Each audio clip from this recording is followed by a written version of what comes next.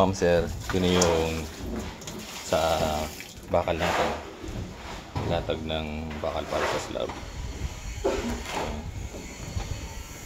Space nito 15 cm to 15 cm. Tapos towi slabbing siya, ibig sabihin nito unang latag po pag ganito salit-salitan po ang latag niya. Ayan. Hanggang sa makuha yung 15 cm. Ito yung electrical. Sa baba tayo kukuha ng source. Dalawang ilaw. Ito dalawang junction. Ayan. Tapos ito yung source natin ng tubig, water line. Ito yung floor drain. Ito yung sa downspout press.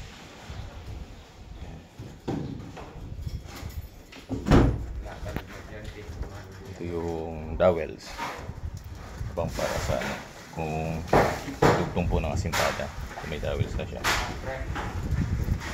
Tapos dito ilagyan namin siya ng hook. Nakahook din dito sa kabila. Sabaw-sabawan mo. Sa kabila ka nun din. Kanya akong bakal. Okay po. So start na kami magbuhos ng yung biga muna una. So yun po.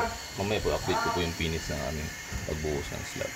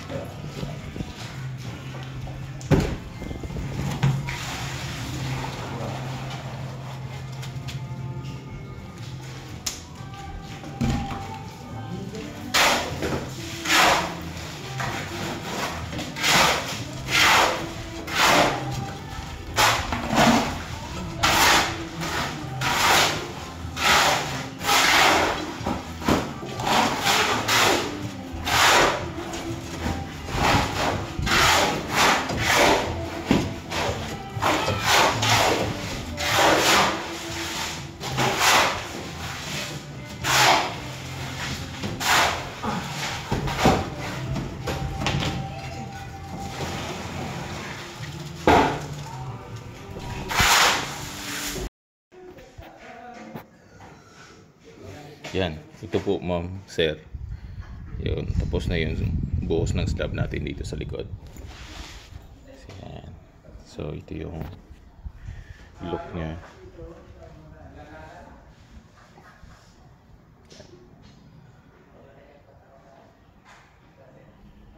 Doon sa dulo yung tubong tres PVC tsaka PVC dos. Yung PVC dos yung ating propose na ano po, strainer or floor drain. Yan. So pansin nyo, nandun talaga yung tubig. Yan, dahil patuyo na siya yung excess ng tubig natin na ginamit sa pagbubuhos. Yan, kita nyo, nandun talaga siya. So mamaya nito siguro mga 3:30 ngayon, mga alas 6, buboli namin siya para yung mga bubbles na papansin dito, pag pumutok po kasi yan, siya nagka-crack. So kailangan siyang ibuli para po ma-prevent natin yung pag-crack ng semento. Kaya yan, Yan pong ating slab. So, mixture natin dito is 133. Isang supot ng simento, 3 graba, 3 buhangin. So, yan.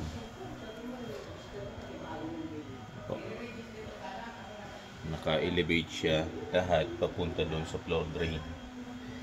Dito. Yan, may tansip po tayo. May guide po siya. Kaya po yung tubig nito, pag nanggulan or mababasa siya, doon talaga lahat naka-elevate papunta doon sa floor drain. Yan po. So yan po. Okay na po ito. So, bubody na lang siya. Yan po mga update ngayon. Thank you po.